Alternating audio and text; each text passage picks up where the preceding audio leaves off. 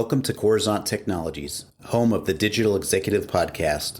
Welcome to the Digital Executive. Today's guest is Chef Eric Adjepong. Chef Eric Adjepong is the co-founder of Pinch and Plate alongside wife and decorator Janelle Adjepong. He was a finalist on season 16 of Bravo's Top Chef, where he earned consistent acclaim from judges and popularity among viewers. As a first-generation Ghanaian American born and raised in New York City, Eric sources the flavors and influences in his cooking from many of the West African dishes he grew up eating. He is passionate about introducing diners to West African cuisine and the impact its diaspora has had on South American, Latin American, Caribbean, and American food, all in his elegant, artfully plated style.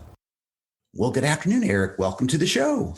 Thank you so much, Brian. Thank you. I appreciate you having me. Absolutely. This is so exciting. You know, I talk to people from all around the world, and we focus more on the technology side, but we also talk to people that are, have startups like yourself. And so I really want to jump here into the questions and learn more about your story so we can get this story turned around and shared with our global audience. So yeah, absolutely. So Eric, you've got quite the career in cuisine, obviously.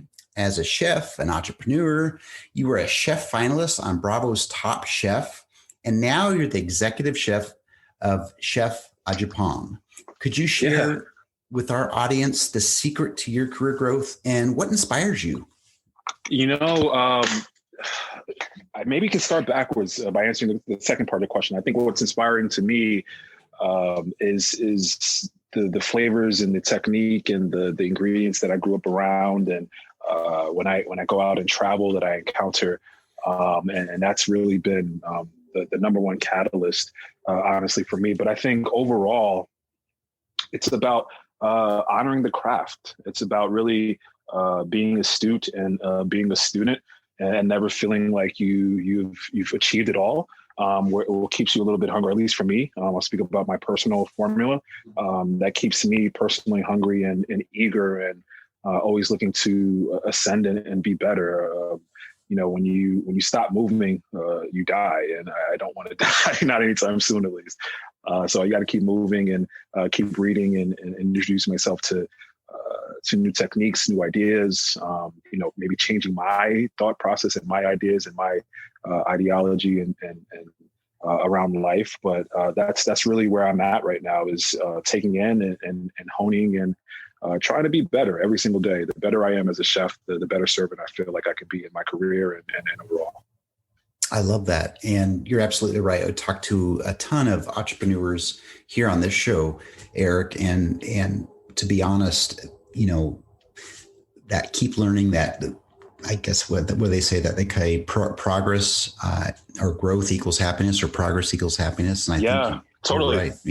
Yep. I know. I love that. I appreciate that part of your story. And so we're going to switch gears a little bit, Chef Eric. Now that this pandemic is starting to lift, what are your plans for business growth going forward? And will it be any different than the last 16 months? The last 16 months was a different plan from, I guess, what was supposed to happen 18 months ago. I had in mind to open up a restaurant, my first public restaurant in Washington, D.C. last year. I remember announcing on March 9th, and a week later, obviously what happened to us and how we all had to adjust as we kind of approached a new world. And ever since then, I made the pivot and started working on virtual classes, and that opened a huge Pandora's box for me, and getting me introduced to folks not only here domestically but internationally as well. Brian, I started teaching people in Indonesia and Saudi Arabia and Ghana and Canada, and those personal classes became incorporated. What I was doing it for Yahoo and Popeyes and Google. And the likes, and really just getting in front of some really interesting people, and finding out sooner than later the power of the internet and food, and the power of both of those combined. I guess when you draw the Venn diagram of the internet and food, and that right in the center of these virtual classes, there was so much spark and interest and excitement towards learning a new cuisine, learning about West African food and food of the diaspora, but then cooking it from the comfort of your home. You're not in a recreational spot. You're not in a foreign place. So you know where your pots and pans are. You know where your spoons are. And there's a level of comfort that you have. And I think having that comfort, whether you're doing a dish that you've never done before or doing a dish that you've done a million times over, when you're comfortable setting, then you can really create such a delicious product and delicious meals. So that was something that I really enjoy doing. And now that the dust is settling and we're seeming to, as a country and society, get back to what we knew as normal, I'm hoping I can kind of pick up from where I left off. But even in between then, I started writing 2 cookbooks. I opened up a restaurant in Ghana. I'm doing a product line in partnership with IO Foods and some other really great brands. So it's just the testament, the power of saying yes more than no. And being open to a lot of things, and not allowing a snafu or a big snafu like a pandemic to come into the way of my plans and what I had in mind and what I had in motion 2 years ago. I love that. Isn't that amazing? First of all, the human spirit, how we rose to the challenge for this pandemic, but totally. the fact that you brought, literally, you're bringing this food to people's households, to their living room, right? Or to their computer. And I think I just think that's awesome. So thank you for sharing that, Eric. I really, really do. And I'm looking forward to trying out some of your cuisine. Obviously, it's now that you're going global with it, right? Or at least starting here in this country. So, yeah, definitely. Thank you. You bet. Absolutely. So Eric, obviously this is a technology platform. We talk about emerging technologies. And so I wanted to just kind of pose this question to you. I know, because I think we're all touching technology these days, but are you leveraging any new or emerging technologies within your business? And if not, maybe there's a cool tool or app that you found that was useful. Kind of hopping in, it's one of those art forms as far as culinary that doesn't necessarily relate as well through the tech medium. You can get a beautiful photo of a nice plate of food, but really you can't smell it, you can't touch it. It's not like music where all the textures are there all at once, right?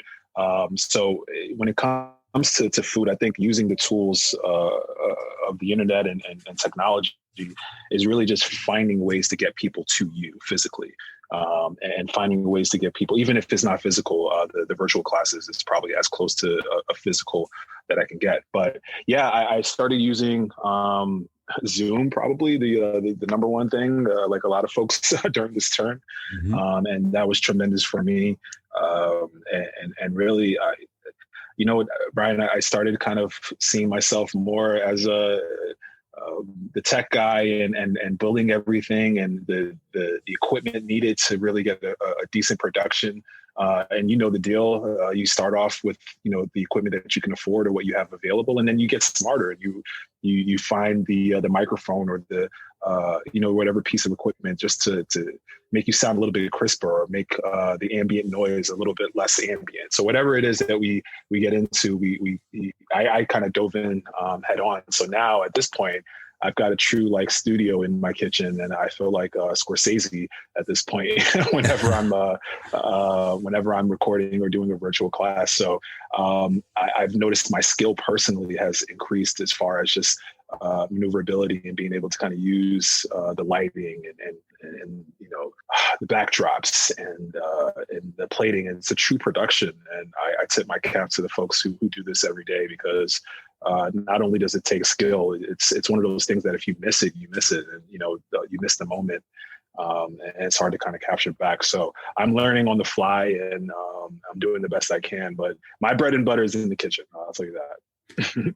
No, that's awesome, and I appreciate the story. Obviously, everybody's got something to add to this show, and this show is certainly listened by a ton of people that want to understand, Chef Eric's story, right? So this is great. I do appreciate it. It's awesome.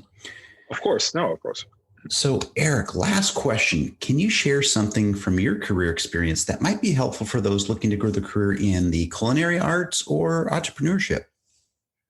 Brian, I'll stick to the very sound, and it's meek advice, but I think it holds true, is really study whatever you're passionate in.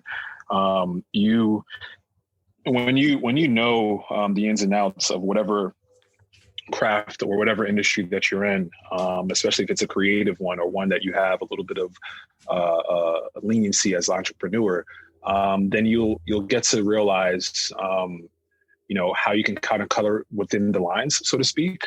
When you can master something, then you have the luxury of playing jazz, so to speak, or whatever it is that you really know, like the back of your hand. And that's what true creativity comes through. And that's how you set yourself apart, I think. So finding it, that whatever medium it is or whatever focus it is that really kind of sings to you or speaks to you, locking in and really kind of giving in your all and taking time. It takes hours, 10,000 hours. We've heard that theory before. But it definitely takes time to really hone, to move past the apprentice stage and then get into a place where you feel like a master of whatever it is. And again, at that point, the money and whatever it is that you are chasing for, I promise will come to you because you become one of one, and you become someone with a very unique skill set. So yeah, I would say that, and it's an ongoing thing. It doesn't stop at all. So you're continuously a student. And I think if you have that mentality, then you'll do really well in whatever it is that you search out for. Thank you so much, Eric. I appreciate that. I think that's certainly resonates with a lot of our entrepreneurs out there, especially the startups.